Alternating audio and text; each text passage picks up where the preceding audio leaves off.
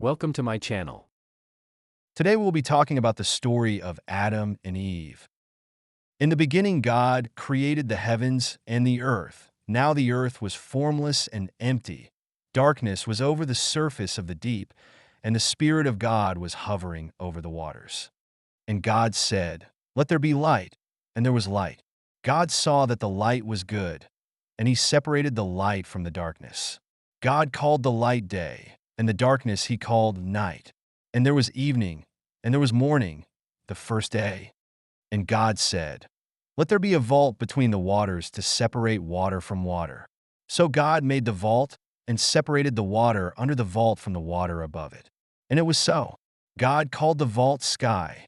And there was evening, and there was morning, the second day. And God said, "Let the water under the sky be gathered to one place, and let dry ground appear." And it was so. God gathered the waters into one place, creating dry land, earth, and seas. He commanded the land to produce vegetation, seed-bearing plants, and trees bearing fruit. God created the sun to govern the day and the moon to govern the night. He also created the stars, setting them in the sky to mark seasons, days, and years. God filled the waters with living creatures and the sky with birds. He blessed them, saying, "Be fruitful and multiply." God filled the waters with living creatures and the sky with birds. He blessed them, saying, "Be fruitful and multiply." After completing his work, God rested on the seventh day. He blessed and sanctified the day, making it holy. God formed Adam from the dust of the ground and breathed into his nostrils the breath of life, and Adam became a living being. Adam was given the task of caring for the garden and naming the animals, but he was alone. God said, "It is not good for the man to be alone." God caused Adam to fall into a deep sleep, took one of his ribs, and made a woman, Eve. Adam recognized her as bone of my bones and flesh of my flesh.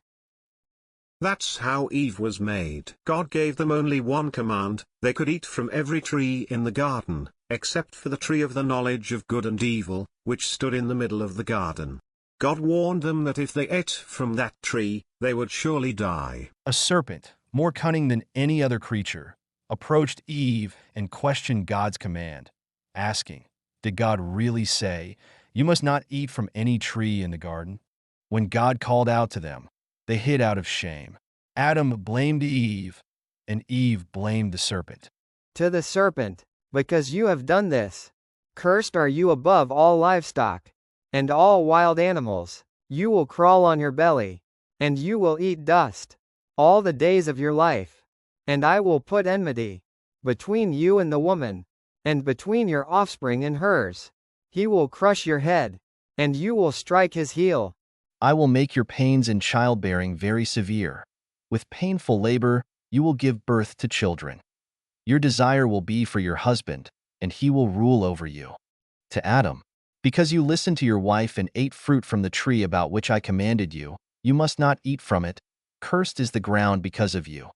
Through painful toil, you will eat food from it all the days of your life. It will produce thorns and thistles for you, and you will eat the plants of the field. Be why the sweat of your brow.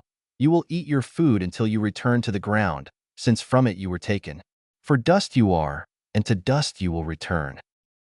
God banished Adam and Eve from the Garden of Eden to prevent them from eating from the tree of life and living forever in their fallen state.